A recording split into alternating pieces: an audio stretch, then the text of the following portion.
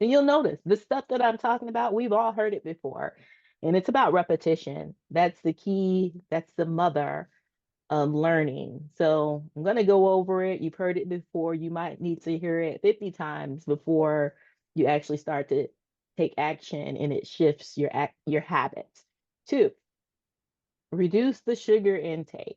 High sugar consumption leads to energy crashes and brain fog.